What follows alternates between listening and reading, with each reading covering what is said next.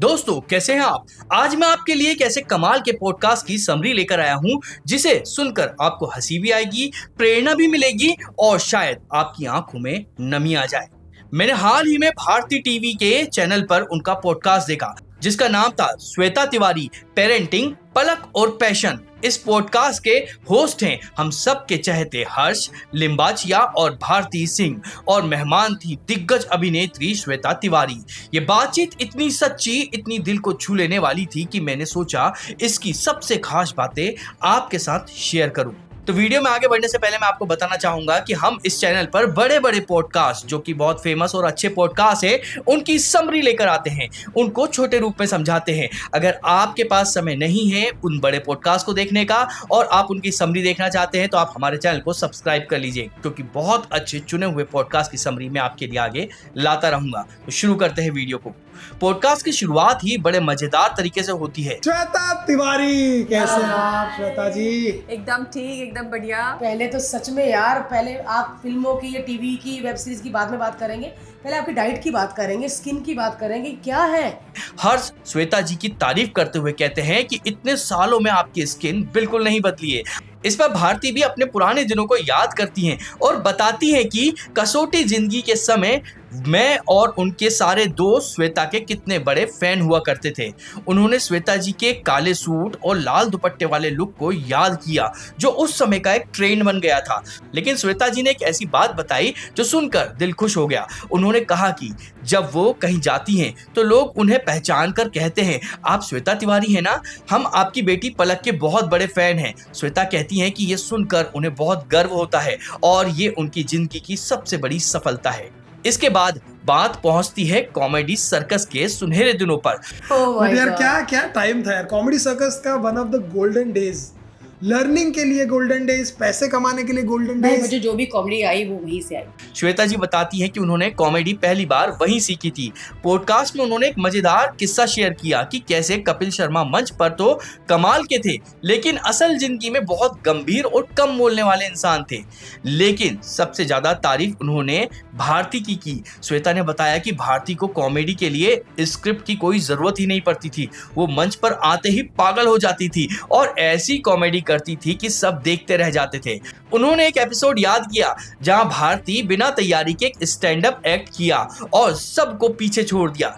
इसी बीच भारती और हर्ष की शुरुआती दिनों का एक मजेदार किस्सा भी सामने आया जब जिस्म 2 फिल्म देखते हुए वह दोनों पकड़े गए थे। थिएटर में हार्डली कोई था और मैं अपने फ्रेंड्स के साथ थी। कोने में 2 लोग बैठे हुए हैं कोने में और आपस में कुछ चल रहा है। सब उसमें हम बैठे हुए हैं, कुछ फ्रेंड्स के साथ बैठे हुए थे और हमने देखा कि इस तरह भारती and मेरे फ्रेंड्स स्टॉप इट, ऐसे नहीं झांको, सो एम्बैरेसिंग, प्लीज उधर मत देखना, don't look. I know that's Bharti but who is there with him और with who is there with her, वो कौन है। कॉमेडी सर्कस गए और हमने कहा भारती कल तुम जिस्म 2 में थे क्या? मेरा जिस्म पसीना पसीन हो गया। चुप कर। श्वेता जी की एक और खास बात जो पॉडकास्ट में पता चली वो ये थी कि वो अपनी लाइनें कभी भूलती ही नहीं थी।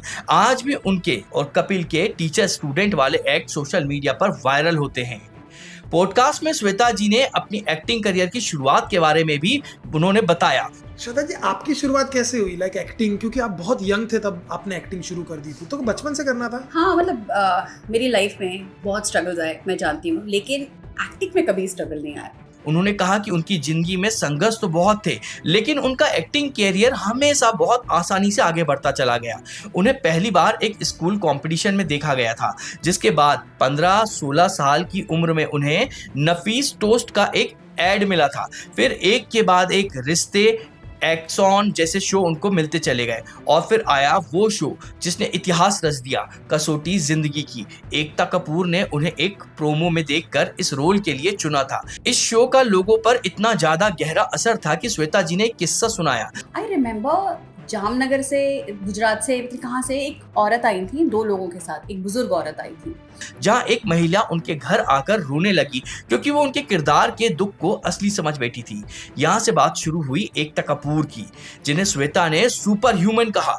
उन्होंने बताया कि एकता उस समय एक साथ 22 शो चलाती थी और हर एपिसोड को खुद मंजूरी देती थी। वो दिन रात काम करती थी और उनका जुनून देखने लायक था। एकता सोती नहीं थी, टीम नहीं सोती थी उनकी, क्योंकि उसके पास 22 शोज थे, 22 शोज और रन कर रहे थे। सुपर ह्यूमन वाली बात है यार, ये सुपर और जब कोई मुझे कहता था आंट यू टायर्ड, तो मुझे लगता था एकता भी जागी। जब भी एकता को फोन करो, एकता एक रिंग में उठाती थी, यस श्वेता।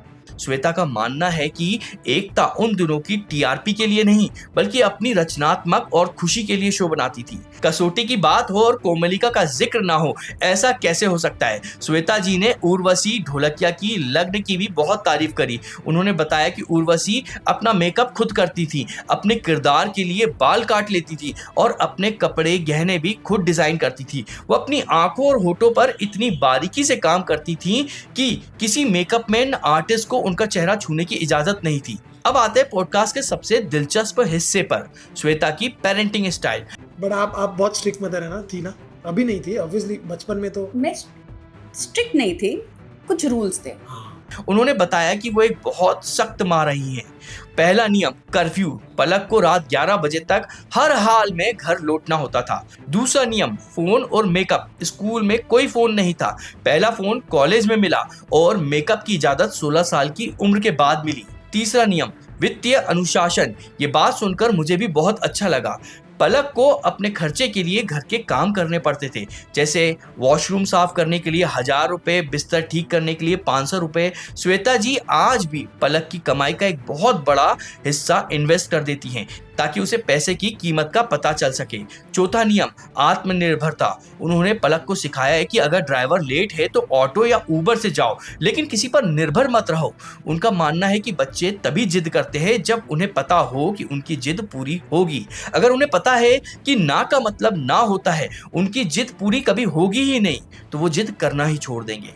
पॉडकास्ट में पलक के करियर की सफलता पर भी बात हुई। श्वेता जी ने बताया कि जब उन्होंने पहली बार हार्डी संधू के साथ पलक का गाना बिजली बिजली सुना तो उन्हें वो ठीक ठाक ही लगा, लेकिन जब वो गाना हिट हुआ और उन्होंने अपनी बेटी को बड़े पर्दे पर देखा तो वो बहुत भावुक हो गई। सबसे दिल छू लेने वाला पल वो था जब उन्होंने बताया कि वो जिम में वर्कआउट कर रही थी और पलक का गाना भूतनी मतलब रंग लगा बजने लगा, जिसे सुनकर उनकी आंखों में आंसू आ गया। वो कहती हैं कि अपनी बेटी को सफल होते देखना उनकी जिंदगी का सबसे खूबसूरत एहसास है। I was very happy and very thankful to that team, to Hardy Sindhu, Arvinder and Jani. But फिर उसकी भूतनी आई ना, भूतनी में जब भी वो रंग लगा गाना कभी रेडियो पे बज जाता है, कहीं बन जाता है, मैं इतनी इमोशनल हो जाती हूँ, मुझे हर बार ही रोना आता है। मतलब इट वाज, उसको बड़े स्क्रीन पे देखना, इट वाज यार सीरियसली मैं कैसे बताऊं। पॉडकास्ट के आखिर में श्वेता जी ने अपने भविष्य और लक्ष्य के बारे में बात की। वो चाहती हैं कि पलक एक महान अभिनेत्री बने और उन्हें स्टेज पर अवार्ड लेते हुए वो देखना चाहती हैं। वो अब जरूरत के लिए नहीं बल्कि अपनी खुशी के लिए काम करती हैं। उन्होंने कॉमेडियन जाकिर खान की भी बहुत ज्यादा तारीफ करी, उन्हें एक सूफी और जमीन से जुड़ा हुआ इंसान बताया जो अपने माता पिता का बहुत ज्यादा सम्मान करता है। उन्होंने यह भी बताया कि वो आमतौर पर पॉडकास्ट नहीं करती क्योंकि उन्हें लगता है कि लोग कुछ भी बोलकर चले जाते हैं, लेकिन ये पॉडकास्ट उन्होंने सिर्फ भारती और हर्ष से मिलने के लिए किया है। तो कुल मिलाकर ये पॉडकास्ट सिर्फ हंसी मजाक नहीं बल्कि एक माँ और कलाकार और एक मजबूत महिला की जिंदगी के अनुभवों का खजाना है। इसमें पेरेंटिंग के शानदार टिप्स थे, पुराने दिनों की खूबसूरत यादें और सफलता के पीछे की मेहनत की कहानी थी। ये तो कुछ मुख्य बातें थी। अगर आप ये पूरी दिलचस्प और दिल को छू लेने वाली बातें देखना चाहते हैं या सुनना चाहते हैं तो मैंने ओरिजिनल पॉडकास्ट का लिंक नीचे डिस्क्रिप्शन में दे दिया है। आप भारती टीवी के चैनल पर जाकर भी इसको सुन सकते हैं, आपको बहुत कुछ सीखने को मिलेगा। तो अगली बार फिर मिलते हैं किसी और नए पॉडकास्ट की समरी पर। तब तक क्या करना है आपको पता है, इस वीडियो को लाइक करना है और हमारे चैनल को सब्सक्राइब करना है। चलिए फिर मिलते हैं कभी।